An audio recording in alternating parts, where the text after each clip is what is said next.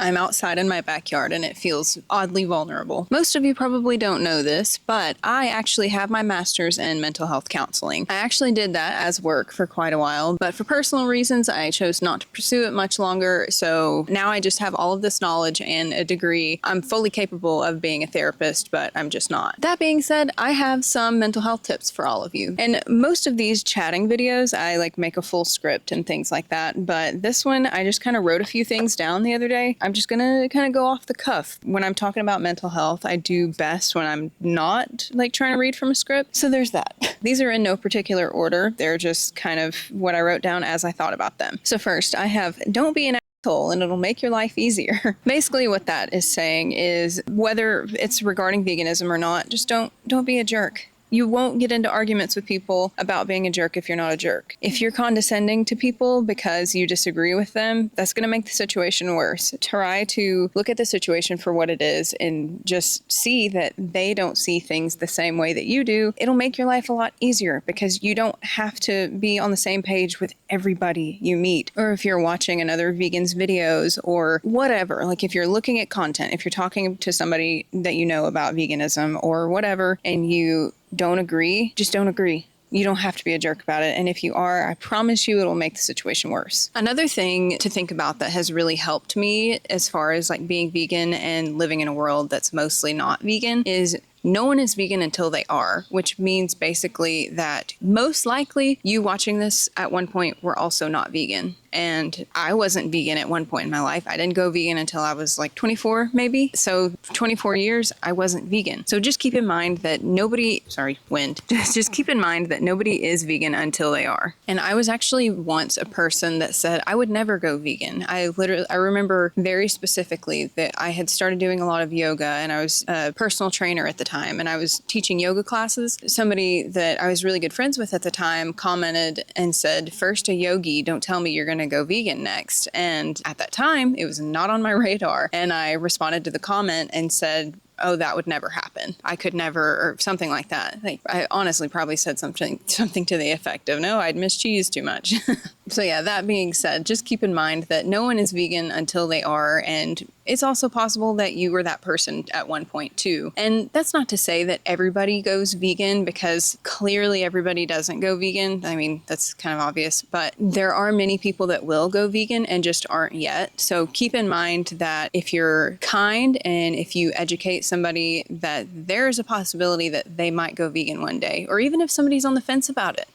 They might, but they're not until they are, and neither were you. Another mental health tip for vegans is you have to find a degree of separation from veganism, or else you'll get lost in the sauce and it will completely destroy your mental health. I promise, I was there. So when I first went vegan, you hear the birds, they're so chatty today. It's a lovely fall day, so they're in the tree up over there. You can't see it. They're in the tree chatting to each other. But yeah, you have to find a degree of separation to not get lost in the sauce. When I first went vegan, I was very lost in the sauce. I was looking at all of the slaughterhouse footage. Oh God, I looked at so much slaughterhouse footage, and it was at a time where Twitter was really popping for the vegan space. It might be, I don't know, but I literally had to delete my Twitter at this point because I just couldn't do it for my mental health's sake. Actually, I think in 2020 I deleted it, if you catch my drift, because everything with my mental health just tanked around that point because I got very involved in the issues that were happening in this country. All that to say, multiple times in my life I've had to find a degree of separation to keep myself okay. There is room for both caring about the things that you care about and being an advocate for the things that you care about, but also placing enough distance between you and that thing and your advocacy for that thing that you stay okay. Because truthfully, you can't be helpful to other people if you're not okay, unless you're being used as an example of what not to do. And that was a really hard thing for me to learn. And it destroyed some relationships, honestly. But back on the topic of strictly veganism, whenever I first went vegan, I was horribly depressed and I felt so guilty for all the years that I wasn't vegan. And the saying, there's no crying over spilled milk or whatever, but I was crying. I was crying about it a lot. And it's okay to go through that. And it's probably very normal to go through that. But the level that I invested myself in it and the way that I made it worse for myself because I thought I was doing something good, like watching the slaughterhouse footage and making myself see what goes on to make the message sink in. I was already vegan at that time. I wasn't going back. I didn't have to do all of that, but I did for the sake of being a good vegan and being a hardcore vegan and stuff like that. And it just ruined me. It fucking ruined my mental health. And all that to say, you don't have to do that.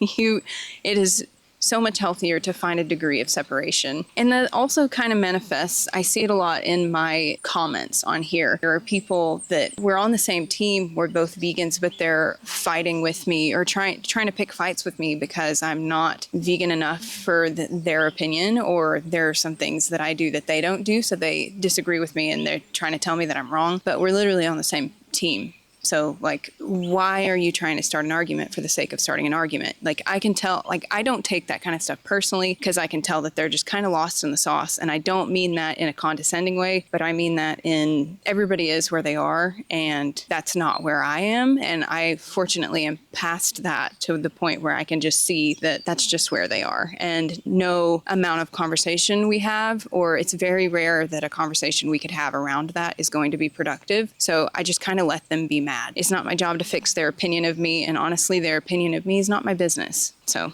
that's that. This one actually came from a Brene Brown quote. I think she has a book called The Art of Vulnerability or something like that. Well, multiple times in the book where she talks about instances where she either feels the need to overly defend herself or be like overconfident in certain situations or justify behavior or something like that. And her quote around it is, "Don't puff up, don't shrink." And then I forgot the rest, but I have written down, "Don't puff up, don't shrink, just don't engage." When this has helped me is a few instances where I'm around people that are not vegan, far from it, and actually like kind of being jerks about the fact that I am. At that point, I know me, I know what I'm doing. I don't feel the need to change their opinion because their opinion is nowhere near changing at that point. So don't puff up. That is me not getting defensive about my position. Don't shrink. That is also me not being like, well, maybe you're right. Maybe you have a point. It's just not engaging. I'm not going to change their opinion. I don't have to change their opinion. They're going to have their opinion, and I'm happy with the way I live my life. So I'm just not engaging. Finding that happy medium whenever you're talking to people, especially in person, is really helpful. Okay,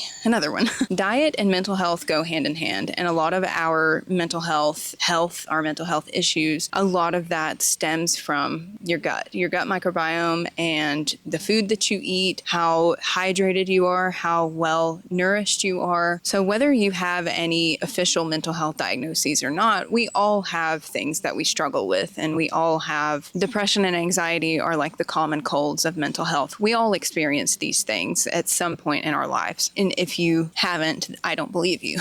It's so important to get a nutrient-dense variety diet in order to make sure our mental health is okay and to optimize basically our mental health and our gut health and things like that. I guess this kind of goes hand in hand with the last video I uploaded about, truthfully, I don't even remember what it was called or what it was about. I just remember the things that I talked about. Oh, there's a kitty over there. There's a book called The Better Brain that I'll link below that I have started reading. I haven't finished it yet. It's kind of one that I like pick up and put down, but it's basically about how your diet can affect different mental health diagnoses. Regardless of if you have a diagnosis, I think it's really important to pay attention to the effects that food and things like that have on your mental health. Ooh, that looks like something that's gonna sting me. The wind's blowing. I gotta block my microphone. Another thing to be mindful of is the possibility that processed foods affect your mental health. And I don't just mean in like a you feel foggy when you have crap food kind of thing, which maybe, but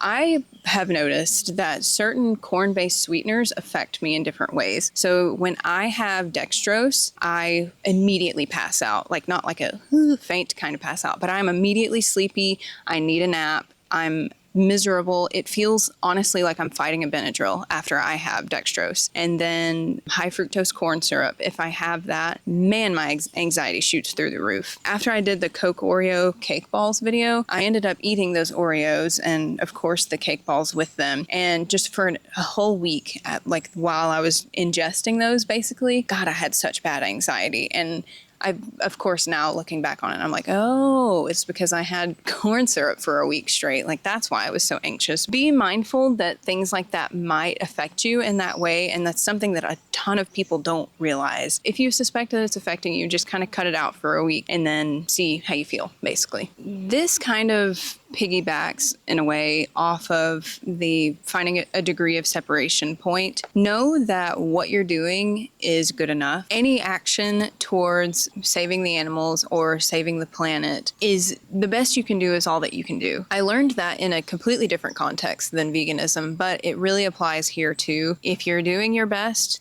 it's good enough. Despite what people try to say on the internet is just a cesspool of bullshit opinions, honestly. It's really sad to see that so many people are trying to do good things and there's somebody that just doesn't hesitate to tell them how awful of a job that they're doing. It's not even true most of the time. Like, if somebody's trying, then they're trying and they're doing better than the person that's shaming them for trying, which is just like the snake eating its tail kind of thing. Like, it's just insane. But anyways, your best is good enough. And any action is better than no action, despite what anybody tries to tell you about all of this. I've been vegan for 5 years and I accidentally bought some popsicles with dairy in them. I just had them on like a grocery pickup order. I didn't realize it. I wasn't even thinking about it. If I would have not realized it and like featured them in a video, people would have lit my ass up about how they're not vegan and how dare I promote something that's not vegan on a vegan channel and blah, blah, blah, blah, blah, blah, blah. When in reality, it was an accident. I didn't know. It was just a mistake. I didn't mean to buy them. And I didn't lose any sleep about it because I know that it was an accident. But if I would have made that public, and before I realized that they weren't vegan, people would have told me I was a horrible person, despite the 5 years plus now of doing things that is good and doing things that are good and doing things that help the cause. You know what I mean? So your best is good enough and don't let people tell you otherwise. The last one, it's really helpful to find uplifting vegan content to consume. The only thing that got me out of the rut where I was basically just consuming all of this really depressing stuff related to veganism is Derek Simnett from Simnett Nutrition. Him and Crystal on their channel. I watched them as much as I possibly could. I watched their content a ton. Well, I still do. I've followed them forever. They are two very positive, uplifting people in the vegan space, and I highly recommend that channel. Consuming positive content is so good for keeping your mental health good in this cause and like in doing this thing and putting this message into the world. There have been many studies where when people consume like regular news stations, that cortisol and stress levels increase. And no surprise, right? News is essentially just the worst of the worst of the worst. Like, they talk about what a dumpster fire the world is all the time, and like that's how they make money. But you don't have to consume it. You can stay informed without consuming that. And especially that goes for veganism as well. Plant-based news and Mike the Vegan are pretty good to follow. I actually don't watch plant-based news as much. I just know that it's plant-based news, as well as Mike the Vegan. He talks about all kinds of studies and new things that come out about veganism, things like that, that are generally more positive for the space and very pro-vegan. Building your knowledge and consuming things that are a good move for the vegan space is going to be so helpful in keeping your mental health okay. And it's going to, the more positive content you consume, the less negative content you have the room to consume, if that makes sense. That also goes for content about the harms of non-veganism. So a few videos that I've done, I've looked up certain statistics. And after I looked them up, I just had to be sad for a minute. Like the effects of fishing on, animals in the ocean and things like that. Like, that's tough stuff. Like, that's really hard to consume. And truthfully, I just can't consume that stuff very often. And I know I'm not alone. So all of that to say, just put in a good effort to finding content creators or finding news or things like that that are positive and uplifting, and do things that make positive moves for the vegan space, because it's going to help. But that is all that I have. If you enjoyed this video where I just kind of sit down and chat, let me know. I'm obviously growing my channel, so I'm experimenting with different types of videos and different styles of things. And if you want more stuff about mental health, also let me know about that, because I know that there are a lot of people on the internet that talk about mental health and have good intentions, but I think sometimes it's a little bit of a narrow perspective, and I'm going to leave that one at that. So thank you so much for watching. I hope you enjoyed. Go take a lizard bath like I am right now, and I'll catch you in the next video. Okay, thanks, bye!